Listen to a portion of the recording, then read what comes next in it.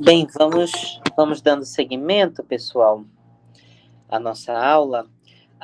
Antes da gente seguir, alguém tem alguma dúvida? Alguém tem alguma coisa que gostaria de ir trazendo?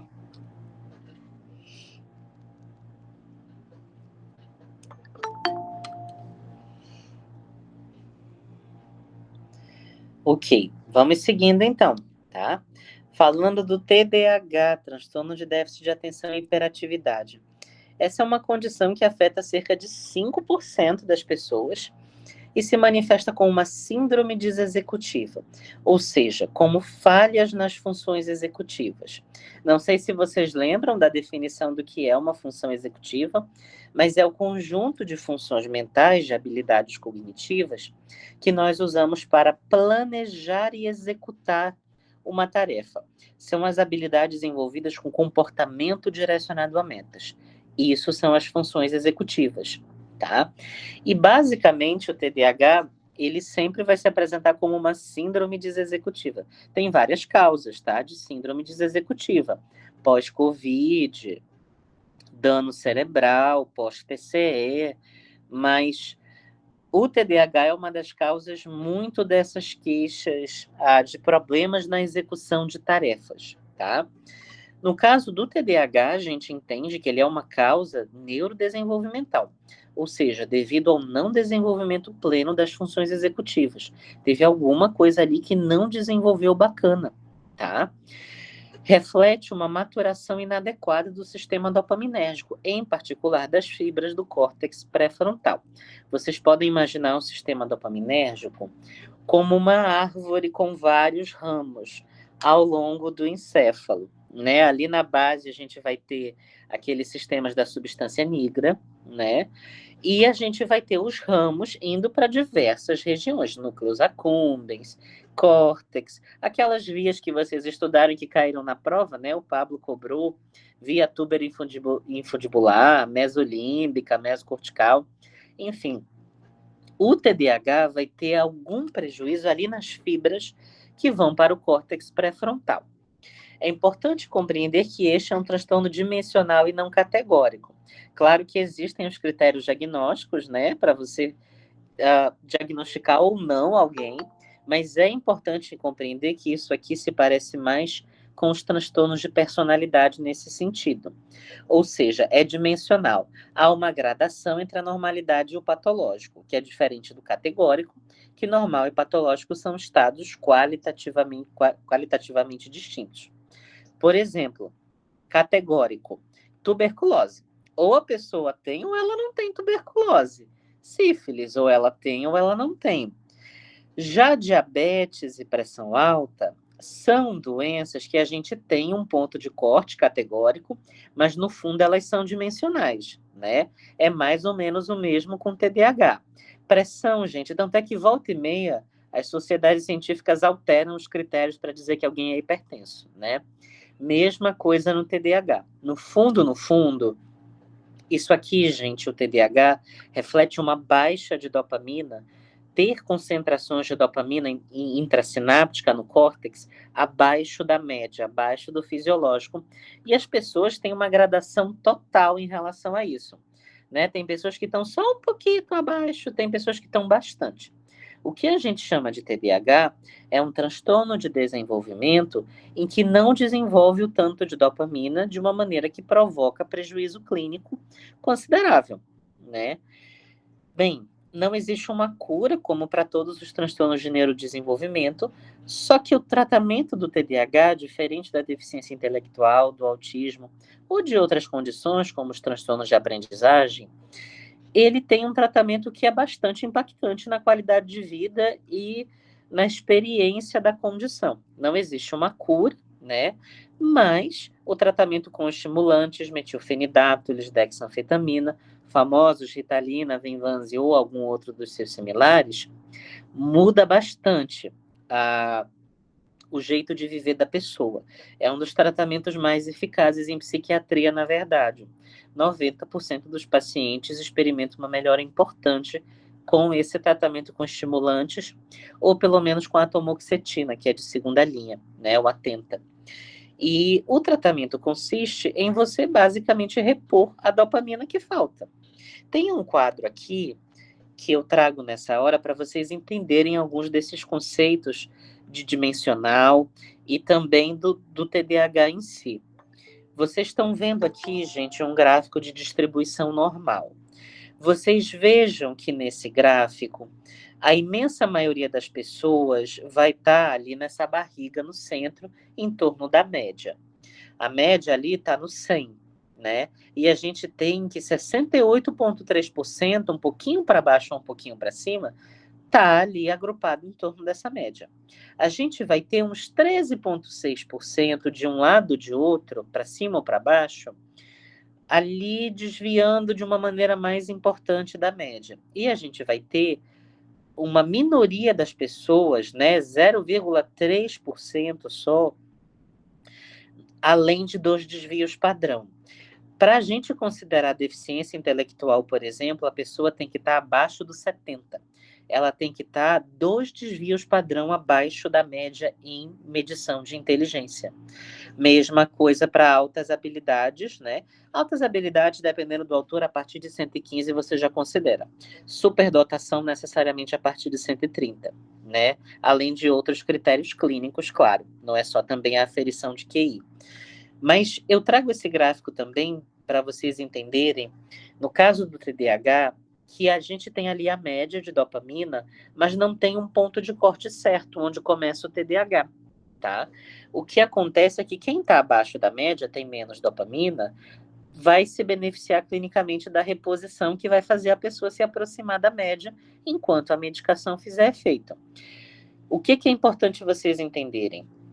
Que quem não tem TDAH e já está na média, quando toma um estimulante, vai para a zona de excesso, tá? De dopamina, vai intoxicar. As pessoas que têm TDAH, gente, elas não intoxicam com estimulantes facilmente. Elas têm que usar uma dose muito maior para ter esse efeito estimulante clássico. As pessoas com TDAH só repõem um déficit.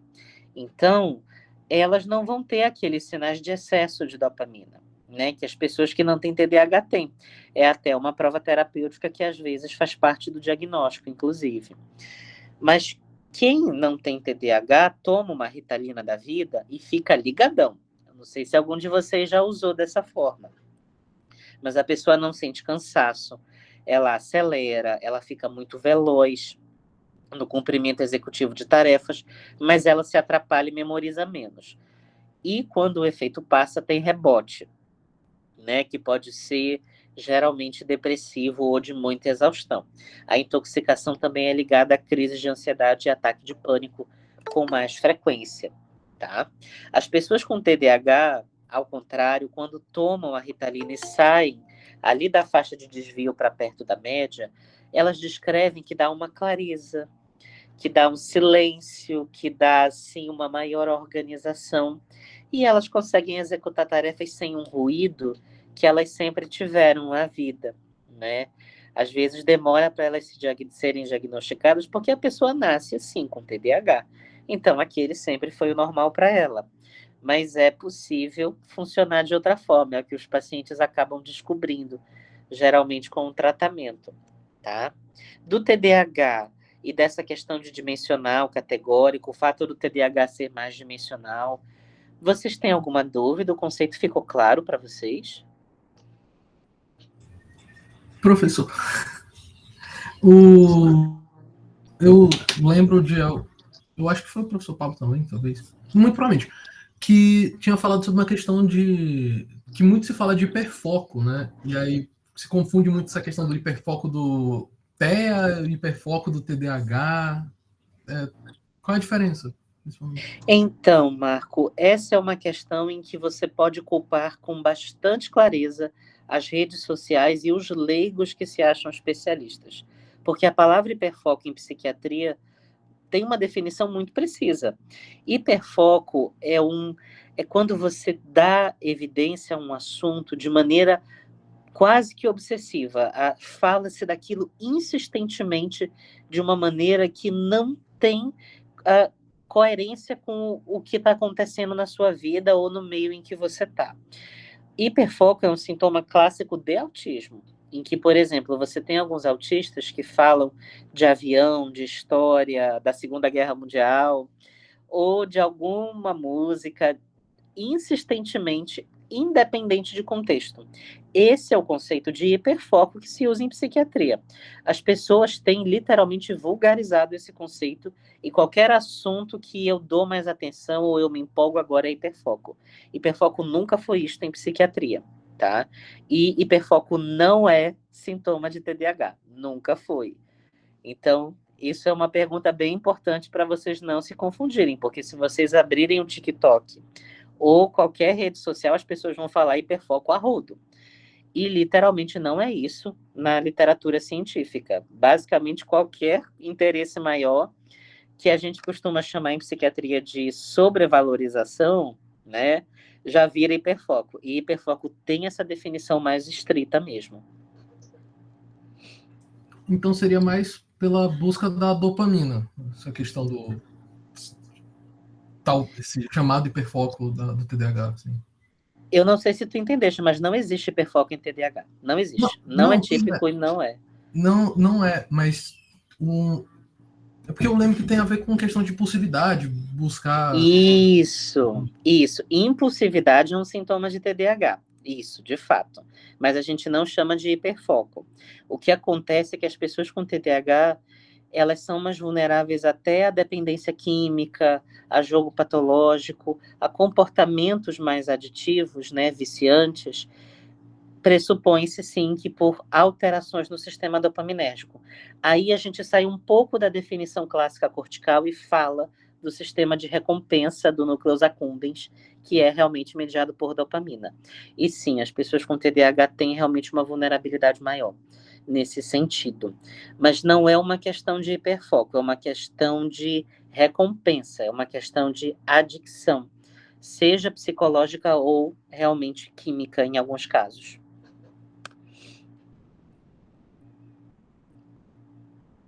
Esclareci a dúvida? Beleza, professor. Ok. Certo. Alguma dúvida? Aproveitem mesmo para sanar essas dúvidas, porque hoje em dia tem tanto mal compreendido, mal entendido por aí sobre esses assuntos. Professor, e por essa baixa de dopamina, tem alguma relação com essas pessoas elas estarem mais suscetíveis a desenvolver outros transtornos, tipo depressão, ansiedade? Então, isso é uma pergunta em aberto, né? É importante entender só que não é uma baixa geral e total de dopamina, tá? A gente está falando de dopamina cortical. A dopamina ligada a alguns transtornos como a depressão, ela é em núcleos da base.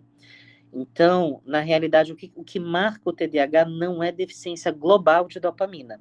Senão, seriam pessoas com parkinsonismo, inclusive uma série de outras apresentações e sintomas. A gente está falando só de dopamina cortical. Então, não dá para dizer que é do TDAH. Pode vir junto, pode ter comorbidade. É realmente alguma questão que facilite a depressão.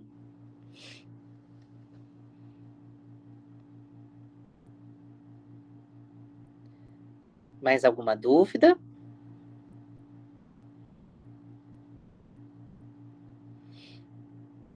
Então, vamos avançando, tá?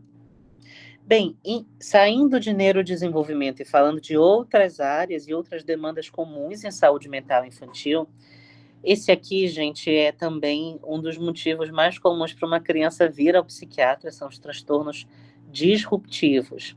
São transtornos onde a agressividade, a hostilidade e o desrespeito pelos direitos dos outros ocorrem recorrentemente e de forma sistemática, não sendo meras reações a eventos.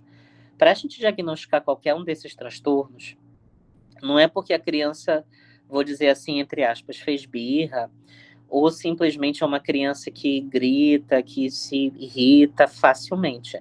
Tem que ser uma criança que recorrentemente ignora o respeito aos outros. Ela tem comportamento disruptivo, que é esse afrontamento aos direitos dos outros, essa desconsideração com a importância dos outros. A gente tem 2 diagnósticos importantes aqui. O transtorno opositor desafiador, chamado de TOD, frequentemente, que é um quadro um pouco mais leve, e o transtorno de conduta, que é um quadro mais grave. Ambos são parte de um mesmo gradiente de gravidade, que nos adultos também vai incluir o transtorno de personalidade antissocial que vocês viram nas últimas aulas. E bem, eu falo aqui de maldade, e eu falei também na outra aula, né, porque é muito intuitivo a gente falar em maldade, mas claro que esse não é um conceito científico, né, por isso que está entre aspas. Mas todos nós, gente, podemos agir desconsiderando o bem-estar dos outros, tá? A gente basicamente tende a chamar de maldade tudo que a gente faz, assim, não se importando com o bem-estar alheio. É normal que cada um de nós pense em si primeiro, mas a gente pensa no bem-estar coletivo, sim, isso é normal, isso é saudável. E às vezes a gente até coloca o outro acima da gente, dependendo do contexto, né? Mas assim, é importante vocês entenderem que nenhuma criança nasce assim, a não ser em casos muito extremos, tá? Nenhuma criança nasce disruptiva, fazendo comportamentos violentos, roubando, agredindo ou até matando, tá? Nenhuma criança nasce assim.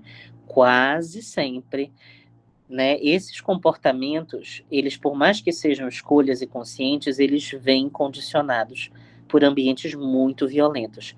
Esses transtornos são muito ligados à violência, tá? Raramente trata-se de uma causa orgânica, aí a gente falaria da psicopatia, né, como a gente falou na última aula, mas quase sempre você vê uma criança com TOD ou transtorno de conduta, ela até pode ter uma tendência genética a sentir mais raiva e a ser mais sensível, mas isso aqui quase sempre vem por um ambiente inadequado, tá?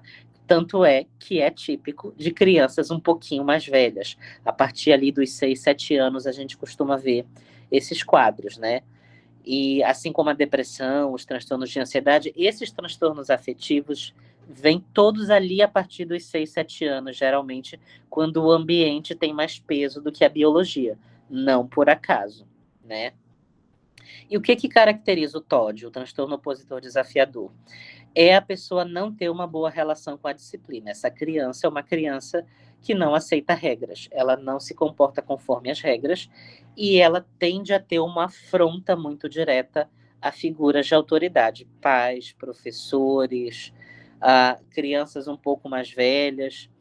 Então é uma criança que se opõe, é uma criança, não é que questiona, não é questionar, é literalmente afrontar, não obedecer ou agredir diretamente, tá? Só que o TOD, ele não envolve afrontas à dignidade básica do outro, ele não envolve violência explícita, geralmente. Aí, quando envolve violência explícita, a gente está falando do transtorno de conduta, tá? Que envolve nos critérios diagnósticos mentira, manipulação, roubo, furto, agressão ou até literalmente morte. Existem casos de crianças e adolescentes que, inclusive, matam, fazem agressões corporais muito graves e muitas vezes são pessoas com transtorno de conduta, tá? Que fazem isso de maneira recorrentemente. Não existe medicação que funcione nesses casos, não há tratamento medicamentoso, mas há tratamento psicológico. O tratamento padrão ouro desses casos, gente, é o tratamento da família, é psicoterapia dos pais. Esses quadros são muito ligados a um ambiente e a uma parentagem inadequada, seja violenta e muito autoritária ou muito negligente, tá? Então, o tratamento aqui quase sempre é psicológico e familiar, tá? Não existe medicação padrão ouro para esse tipo de quadro, tá bom? Bem, existe um fator, né, de mau prognóstico que inclusive indica que a pessoa vai desenvolver transtorno de personalidade antissocial se não tiver uma intervenção bacana na infância, que são requintes de crueldade, é quando você tem ausência de empatia e apego afetivo mesmo. Isso indica mau prognóstico, inclusive o tratamento mesmo com psicoterapia é mais desafiador. Sobre esse tópico de transtorno disruptivo, TOD, transtorno de conduta, alguma curiosidade, dúvida?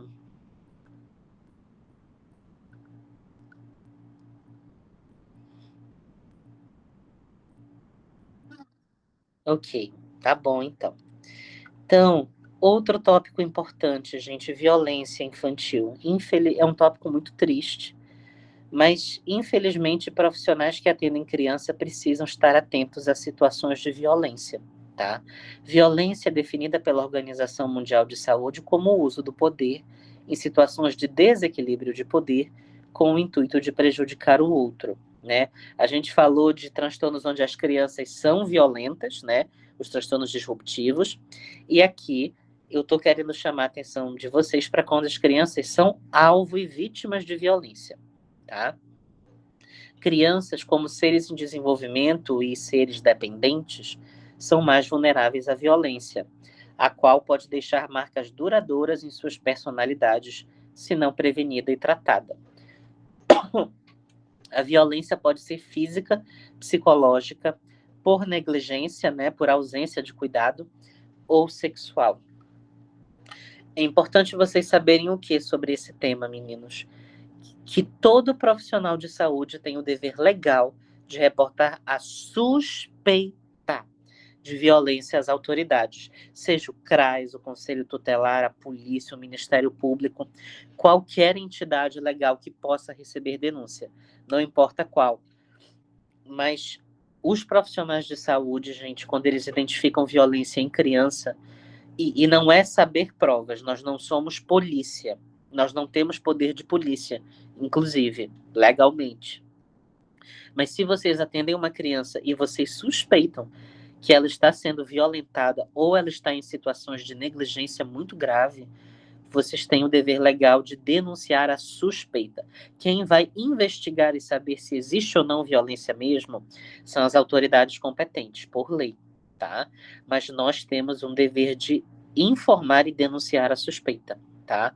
E claro, gente, se você, por exemplo, se deparar com uma situação clara e confirmada de violência sexual, eu queria destacar que vocês devem encaminhar ao SAVES, tá? Ao Serviço de Atendimento a Vítimas de Violência Sexual. Aqui em Manaus, esse serviço é feito nas maternidades. Então, na Moura Tapajós, ali no Dona Lindu, esses locais têm no SUS, SAVES, Serviços de Atendimento a Vítima de Violência Sexual, tá? Não só crianças, inclusive, mas qualquer situação de violência sexual deve ser encaminhada ao SAVES, tá? Para tratamento de DST, prevenção, acolhimento psicológico, atendimento com psiquiatra. Geralmente o SAVES, se eu não me engano, o SAVES tinha alguns psiquiatras que trabalhavam ali em parceria e eles tinham uma facilidade de ter atendimento. Então, é bom vocês saberem isso sobre violência, tá? E claro que, psiquiatricamente falando, as crianças podem ter sintomas de transtorno de estresse agudo ou de estresse pós-traumático, muito ligado a situações de violência. Sobre esse ponto, alguma dúvida?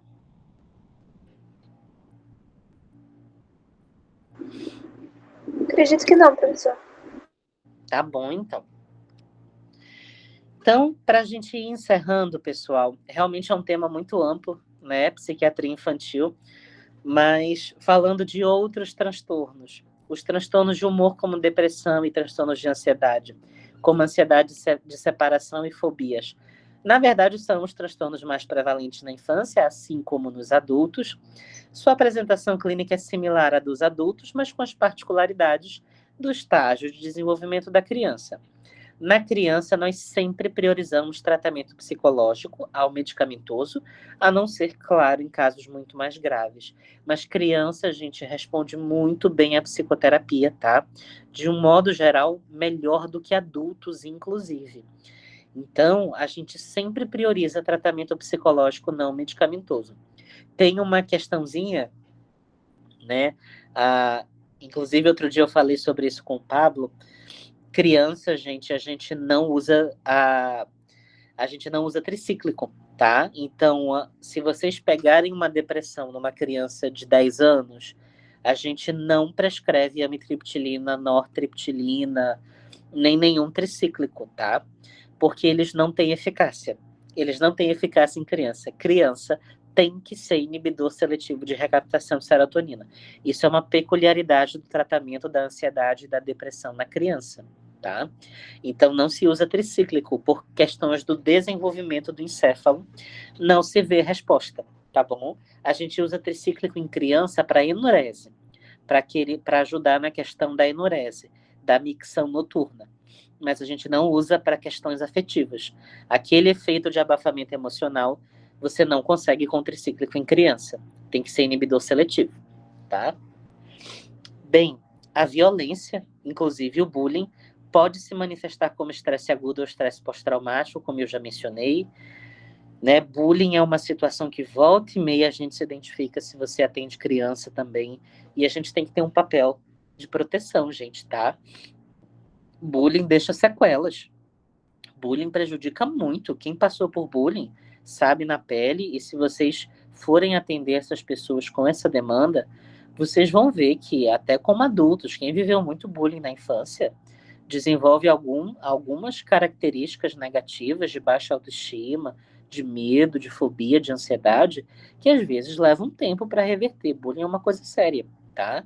A gente tem que combater o bullying e estimular que ele não aconteça. Crianças respondem à psicoterapia e mesmo à farmacoterapia melhor que adultos, em muitos casos, tá bom? Apesar de melhor que nos adultos, não esquecer que crianças podem ter risco de suicídio, apesar de menor que nos adultos, aliás. Gente, criança pode ter risco de suicídio, principalmente se muito deprimida. Na verdade, é mais comum ver nos adolescentes, tá? Mas não esqueçam que criança pode ir para emergência psiquiátrica com essa justificativa também. É bem mais raro ser um risco tão alto assim. Os adolescentes às vezes podem ter mais, mas não esqueçam que isso pode acontecer, tá? Bem, essa é a aula de psiquiatria infantil. Realmente é difícil resumir o que é, na verdade, uma especialidade inteira numa única aula, mas vocês têm dúvidas, vocês conseguiram pegar os conceitos de desenvolvimento, transtorno de